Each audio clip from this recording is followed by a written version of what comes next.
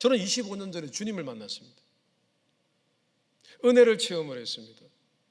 신학교에 입학을 했고 사역을 하게 되었습니다.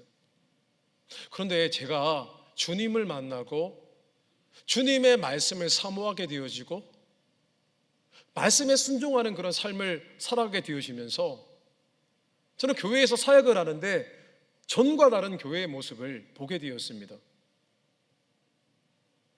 이상한 모습이 보이기 시작을 했습니다. 하나님을 믿는다고 하는데 습관적으로 속이고, 하나님을 믿는다고 하는데 때리고, 하나님을 믿는다고 하는데 습관적으로 거짓말을 하고, 그런 분들을 보게 되었습니다. 하루는 이런 일이 있었습니다. 교회에서 주일 예배를 드렸습니다. 예배가 다 끝이 났습니다. 담임 목사님 나오셔서 성도님들과 악수를 하셨습니다. 제가 그렇게 하는 것처럼요. 악수를 하시는데 어떤 교회의 중직자 한 분이 목사님과 악수를 하시면서 이런 질문을 하셨습니다. 목사님, 우리 예수님 믿으니까 어떤 죄를 지어도 우리 구원받는 거 맞죠? 라고 물으셨어요. 그 목사님이 그럼요 라고 대답을 하셨습니다. 마침 그날 목사님이 설교하신 내용은 우리가 잘 아는 내용이었습니다.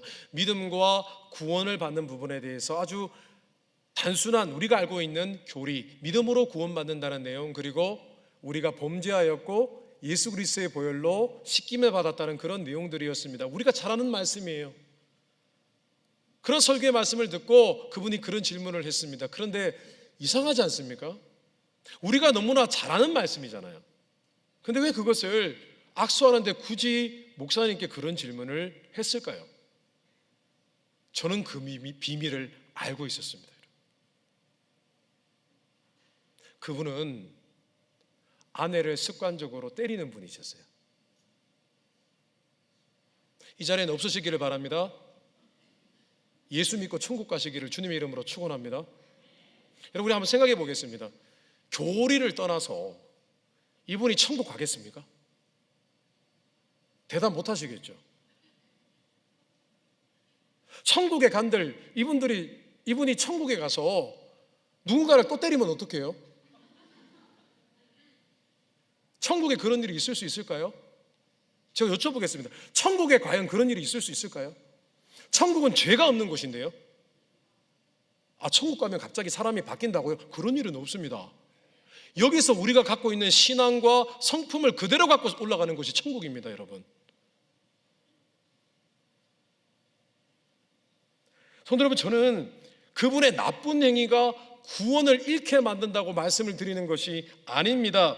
하나님의 말씀의 진리 뒤에, 교리 뒤에 아주 음흉하게 자신의 죄를 감추고 회개도 하지 아니하고, 그런 죄가 있다면 하나님께 가슴을 찢고 울면서 회개해야 되지 않습니까? 아주 교묘하게 하나님의 교리 뒤에 자신의 죄를 은밀하게 감추고 회개도 하지 않고 하나님 앞에 나아가서 저 구원받을 수 있죠? 라고 하는 분을 어떻게 믿음이 있다고 얘기하겠습니까? 그 믿음이 진짜겠습니까? 저는 그렇게 생각하지 않습니다. 이것은 성화의 문제가 아닙니다. 그분이 아직도 거룩함을 많이 잊지 못해서 그런 것 아닌가요? sanctification은 그런 뜻이 아닙니다, 성도 여러분. 우리 안에 성령이 계심으로 말미암아 우리는 어느 정도 죄를 끊어내고 죄를 미워하게 되는 것이 바로 거듭남이고, 그것을 계속 추구해 나가는 것이 성화입니다. 그래서 성화는요, 정말 예수 믿고 죄를 끊어내고 그것을 계속해서 변화를 하고 계속해서 회개하는 사람을 성화되어 간다라고 얘기를 하는 것입니다. 죄를 숨기는 사람이 성화되어 간다고 얘기할 수는 없는 것입니다. 만약에 그런 믿음의 행함이 없는 그런 분들이 천국에 가야 된다고 말한다면, 우리는 지금 일단 믿고 구원받았으면 죄를 아무리 지어도 무조건 구원받는다라고 주장하는 구원파와 다를 바가 없는 거예요. 믿기만 하면 일단 천국행 티켓을 보장받는 연옥이 있다고 주장하는 카톨릭과 다를 것이 아무것도 없는 거예요. 아니, 그렇잖아요. 연옥은 천국 가기 전에 죄의 습관을 500년, 1000년 거기서 수련하고 천국 가는 것이 연옥이잖아요.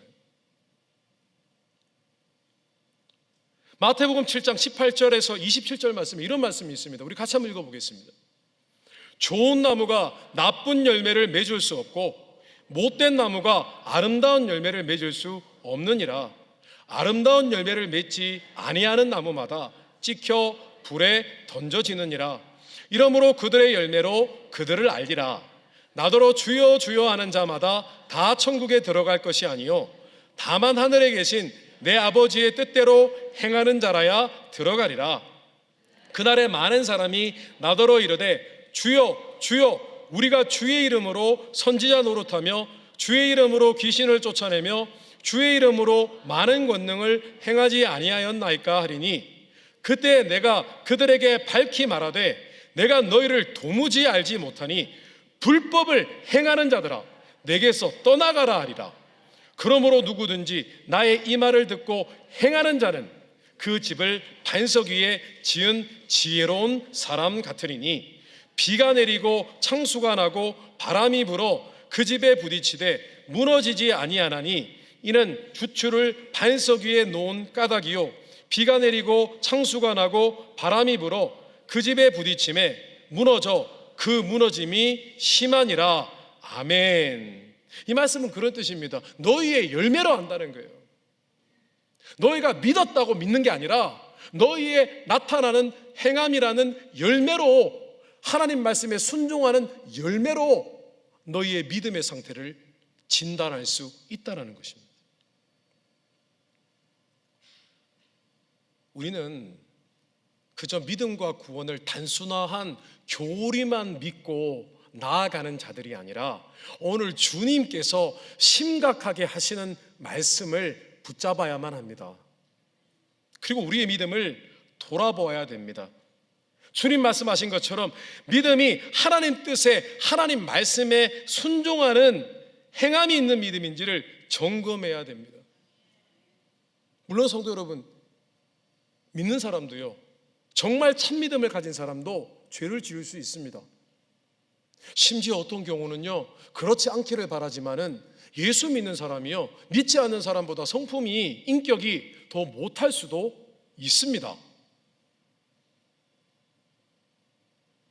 그런데 그런 사람이라 할지라도 그가 참 믿음을 가진 구원의 증거가 나타납니다. 어떤 것이 나타나냐면, 이분은 어릴 때 아주 험난한 삶을 살아가지고 몸에 거룩한 성품과 인격이 배어있지는 않아요. 근데 예수님을 믿었어요. 믿고 나니까 하나님 말씀을 묵상하면은 하나님의 그 진리가 깨달아짐으로 늘 회개합니다. 아, 나는 성격이 이렇군요, 하나님. 나는 이렇게 연약한 게 많군요. 마치 주님께서 말씀하신 세리장이처럼 하늘을 우러러보면서 저는 죄인입니다라고 고백하는 사람처럼요, 늘 하나님 앞에 회개합니다. 그 말씀 앞에요. 그리고 조금씩 변화되어 갑니다. 단지 그분이 못한 것은요, 성화되지 못한 게 아니라 출발점이 달랐던 거예요. 어떤 사람은 좋은 환경에서요, 예의범절 잘 갖추고 자라난 사람도 있지만 어떤 사람은 그렇지 못하기도 하거든요. 결정적인 차이점은요, 인격이 더 변화된 게 아니라 그 사람이 주님을 만나고 지금도 말씀 앞에 회개하고 자신을 고치고 변화되어 가는 것, 그게 알곡됨의 증거라는 것입니다. 성도 여러분, 저는 지금 우리 중에 가라지가 있습니다, 많습니다, 이런 말씀을 드리는 게 아닙니다. 혹시나 우리 자신은 가라지스럽지 않은지를 생각해 보아야 된다는 겁니다. 그리고 우리는 정말 깨어서 우리 자신의 믿음을 검증하고 있는지 두렵고 떨림으로 구원을 이루어 가야만 한다는 것을 말씀드리고자 하는 것입니다. 영혼의 구원도 중요합니다. 그런데요, 아니요, 내 영혼의 구원이 더 중요합니다. 내 믿음이 진짜인가가 더 중요합니다. 내 믿음이 더 중요해요. 두 번째로, 알곡과 가라지의 비유는, 가라지 비유의 주제는 하나님의 말씀을 향한 믿는 자의 whole heart, 전심으로 그 말씀에 순종함으로 믿음 생활을 하는 중요성을 교훈하고 있습니다. 다시 쉽게 말씀을 드리면요, 하나님 말씀에 진심인가 하는 거예요. 앞서 말씀드린 것처럼 오늘 본문 말씀에는 알곡과 가라지의 비유 외에 세 가지 비유가 나옵니다. 마지막 그물의 비유는 알곡과 가라지의 비유의 축소판입니다. 같은 말씀입니다. 그런데 이 세 가지 알곡과 가라지 외의 세 가지 비유 가운데 첫 번째, 두 번째 비유는요, 보화의 비유이고 진주의 비유인데, 이 비유는 조금 다른 내용을 담고 있습니다. 우리 한번 읽어보겠습니다. 44절에서 46절 말씀입니다. 있습니다. 천국은 마치 밭에 감추인 보화와 같으니 사람이 이를 발견한 후 숨겨두고 기뻐하며 돌아가서 자기의 소유를 다 팔아 그 밭을 사느니라. 또 천국은 마치 좋은 진주를 구하는 장사와 같으니 극히 값진 진주 하나를 발견하며 가서 자기의 소유를 다 팔아 그 진주를 사느니라. 아멘. 우리는 예수님이 계속해서 천국은 마치라고 해서 천국은 정말 장소적인 개념이라고 생각을 하는데, 예수님의 비유에서 천국은 마치라고 할 때 천국은 장소적인 개념이라기보다는 천국 백성의 모습 또는 천국의 말씀, 천국의 법, 천국의 가치, 천국에 주서 주시는 사명, 이런 것들을 의미합니다. 그래서 오늘 말씀도요, 천국을 사모하면서 천국을 위해서 모든 보화를 다 팔아서 천국을 사야 되고 그런 의미라고 생각하기 쉬운데, 그런 의미는 아닙니다. 주님께서 두 비유를 통해서 말씀하시고자 한 것은 천국 백성의 두 가지 특징을 말씀하고 있는 거예요. 첫 번째 특징은 뭐냐면은, 참 믿음을 가지고 있는 알곡이 되어지는 천국 백성들은요, 하나님의 말씀의 뜻과 명령을 최고의 가치로 여긴다는 거예요. 하나님 말씀에 담겨져 있는 진리, 하나님이 지금 우리에게 주신 법, 그것을 가장 중요하게 여긴다는 거예요. 그것을 보물로 생각한다는 거예요. 또 한 가지 특징은요, 참 믿음을 가진 알곡들은요, 그 하나님의 법, 천국의 법, 가치를 순종하기 위해서 자신이 가진 물질과 시간과 에너지 전부를 다 걸고 살아간다는 거예요. 처음 제가 질문하고 싶습니다. 하나님 말씀이 증거하는 하나님의 뜻과 명령을 보물처럼 생각하십니까? 내 인생을 보물로 여기는 것이 아니라 하나님 말씀이 주는 그 말씀의 법을 생명처럼 여기십니까? 이게 내 생명보다 더 중요하다고 생각하십니까?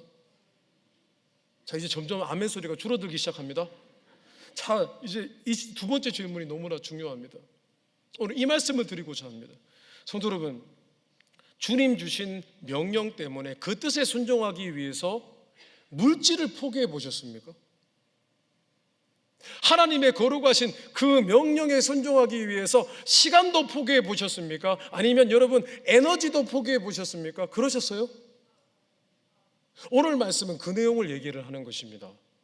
너희가 하나님의 뜻 그 하나 때문에 너희들이 때로는 좋은 직장도 포기하고 더 재산을 많이 불릴 수도 있는데 그것도 포기해버리고, 너희는 그렇게 살아가고 있느냐?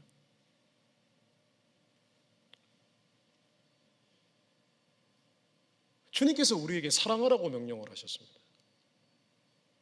이것이 구약 성경이 말씀하는 하나님의 명령의 뜻이라고 말씀을 해주셨습니다. 성도 여러분, 그 말씀에 순종하는 것이 내 인생의 목표이고 좌우명이라고 생각하세요? 그래서 오늘도 내가 사랑하지 못했던 나의 모습 때문에 하나님 앞에 울고 계세요? 오늘도 내 삶 가운데 사랑을 이루어내지 못한 부분에 대해서, 나의 이 연약함, 사랑 없음에 대해서 하나님 앞에 울어보셨어요? 하나님, 제가 이 모양 이 꼴입니다. 하나님 도와주세요. 제게 사랑을 더하여 주옵소서라고 하나님 붙들며 기도해 보셨습니까? 이게 알곡들이 하는 일입니다. 알곡들은 내가 사랑치 못해서 가슴을 쥐어뜯는 사람이에요.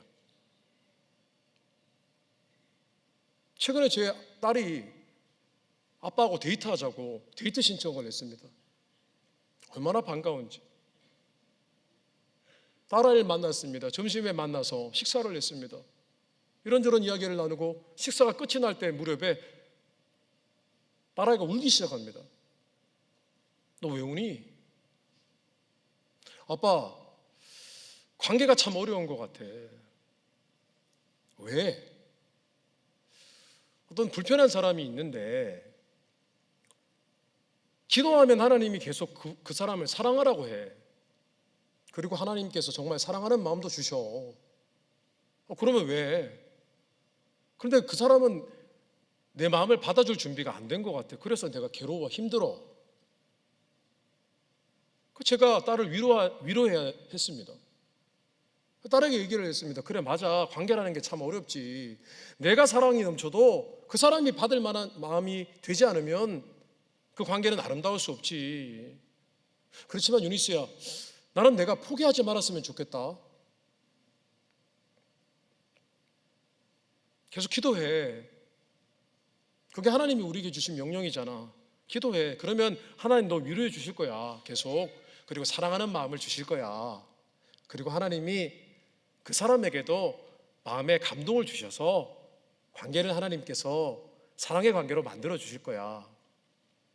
그리고 유니스야, 이거는 너만 겪는 시련이 아니야. 아빠는 더 그래. 아빠는 목회자잖아. 많은 분들을 만나잖아. 아빠는 매일 기도해. 하나님 그분을 더 사랑하게 해달라고 기도해. 그것 때문에 아빠는 맨날 기도 오래 해. 내 마음, 남을 사랑하는 그 마음 하나 지키려고 아빠는 울어. 그래, 유니스야, 이건 너만 겪는 고통이 아니야. 유니스야, 이거는 그냥 하나님께서 우리에게 사랑하는 법을 가르쳐 주시기 위해서 겪게 하시는 것 같아. 그냥 우리 같이 승리하자. 아빠도 기도할게 라고 했습니다. 성도 여러분, 알곡은요, 하나님이 사랑하라는 그 위대하신 명령 때문에요, 그 말씀에 부딪혀가지고요, 그 말씀을 순종하기 위해서 내가 가진 모든 재산을 다 파는 사람이에요. 여기서 우리가 가라지스러운지 알곡스러운지를 알 수가 있어요. 성경 말씀은 우리에게 또한 예배로, 말씀으로, 기도로 모이기에 힘쓰라고 말씀을 하셨습니다. 왜냐하면요, 하나님이 모이라고 하시는 이유가 있어요. 왜 구약시대에 교회를 만드셨을까요? 광야교회. 이유는 한 가지입니다. 신앙생활, 같은 믿음의 사람끼리 연합하지 않으면 신앙이 흩어지기 때문에. 모닥불을 피워놓으면요, 아무리 활활 불타오라도 그 장작들을 다 흐트러버리면 불 꺼져버립니다, 여러분. 그래서 하나님께서 우리에게 핏값으로 사신 교회를 주신 거예요.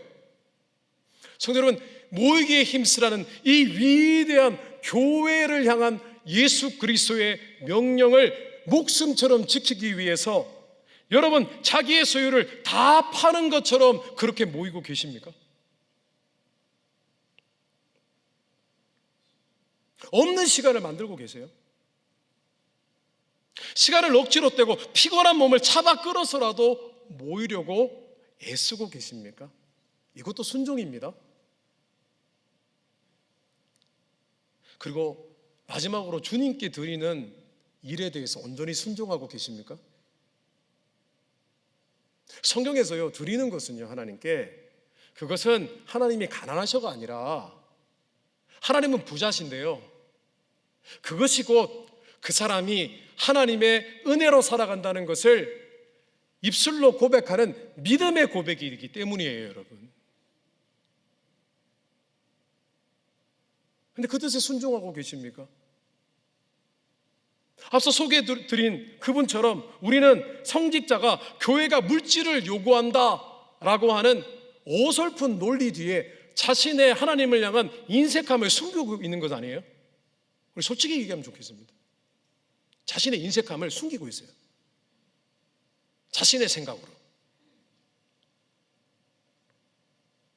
저는 최근에 하나님 앞에 회개했습니다. 이전에는 물질적으로 어려웠습니다. 자녀들을 학원도 못 보냈어요. 딱 한 번 보냈네요. SAT 치기 전에 2달인가? 한국에서 부모님이 재정을 보내주셔서 자녀를 위해 별로 한 일이 없어요. 자녀들에게 뭐 쓴 게 없는 것 같아요. 근데 이제 담임 목회자가 되니까 조금 재정이 조금 여유로워졌어요. 자녀들이 다 공부를 하니까 재정이 좀 나가요. 근데 어느 날 이런 생각이 들었습니다. 내가 지금 하나님께 드리는 물질보다 자녀들을 위해서 더 쓰고 있는 것은 아닌가? 자녀들에게는 하나도 아까울 것이 없는데 하나님께는 내가 아까워하고 있는 거 아닌가? 이런 생각이 드니까요, 정말 마음이 아프더라고요. 죄송하더라고요, 하나님께. 우리는 내 전부를 드리듯이 하나님께 드리고 있습니까? 저는 지금 하나님께 예물을 많이 드리라는 말씀을 드리는 게 아닙니다. 우리는 지금 가라지스러운가 알곡스러운가를 생각해 보자는 것입니다. 오늘 마지막 52절은 우리가 알곡과 가라지의 비유를 읽을 때에 흔히 빼먹는 말씀입니다. 우리 한번 띄워주시겠어요? 한번 읽어보겠습니다. 읽습니다. 예수께서 이르시되 그러므로 천국의 제자된 서기관마다 마치 새 것과 옛 것을 그 곳간에서 내어오는 집주인과 같으니라. 아멘. 예수님은 계속해서 하나님 말씀에 대해서 강조하고 계세요. 여기서 천국의 제자된 서기관이라는 것은요, 바로 예수님의 말씀을 듣고 그 말씀을 앞으로 전할 예수님의 말씀 사역자, 제자들을 의미합니다. 당시 서기관은 단순히 율법을 쓰는 사람이 아니라 율법을 가르치는 선생님이었기 때문에 오늘 예수님은 이렇게 표현을 하신 거예요. 그런데 이들이 말씀을 가르칠 때 어떻게 가르친다고 묘사하고 있냐 하면은, 이들이 옛 것과 새 것을 곳간에서 내오는 집주인과 같다고 했습니다. 이 말씀은 이런 뜻입니다. 하나님 말씀을 전하는 자들은 더하거나 빼거나 하는 것이 아니라 옛 것은 구약 성경 말씀, the law, 율법을 얘기합니다. 새 것은 예수님께서 전하신 천국의 복음의 말씀, 신약 성경을 의미합니다. 여러분, 이 두 말씀을 좋은 말씀만 전하거나 더하거나 빼는 게 아니라 이 진리된 말씀을 그대로 전하여서 그 말씀에 순종케 하는 것이 그들의 사역이라는 거예요. 저는 지금 단순히 하나님 말씀에 순종하자고 말씀드리는 것이 아닙니다. 우리의 믿음이 열매 맺는 참 믿음인가 입증하는 것은 하나님 말씀인데, 아니 그 말씀을 묵상하고 고민하고 순종하고 회개하며 사는 것인데, 우리는 정말 하나님 말씀에 진심인가 하는 거예요. 전심으로 그 말씀에 순종하고 있느냐는 것입니다. 한번 점검해 보자는 거예요. 우리가 하나님 말씀에 떨고 있나요? 우리 하나님 말씀 때문에 두려워하고 있나요? 이 말씀이 하나님은 이런 걸 원하시는데 나는 지금 무엇인가라고 고민하고 있습니까? 이것이 바로 알곡스러운 자들의 반응이라는 것입니다. 빌립보서 2장 5절에서 8절에 이런 말씀이 있습니다. 우리가 잘 아는 말씀입니다. 읽겠습니다. 너희 안에 이 마음을 품으라. 곧 그리스도 예수의 마음이니 그는 근본 하나님의 본체시나 하나님과 동등됨을 취할 것으로 여기지 아니하시고 오히려 자기를 비워 종의 형체를 가지사 사람들과 같이 되셨고 사람의 모양으로 나타나사 자기를 낮추시고 죽기까지 복종하셨으니 곧 십자가에 죽으심이라. 아멘. 이 말씀의 주제가 뭐예요? 하나님이신 예수님이 사람의 모습으로 겸손으로 오셨다. 그것이 메시지입니까? 아닙니다. 이 말씀의 핵심 주제는 그게 아닙니다. 물론 그 주제도 담고 있습니다. 이 말씀의 핵심 주제는 하나님이셨던 주님이 이 땅에 사람으로 오셔서 죽기까지 복종했다는 거예요. 주님도 죽기까지 복종했다는 거예요. 왜요? 그를 믿는 자들 또한 하나님의 법에 죽기까지 복종하는 하나님의 참자녀로 만드시기 위해서예요.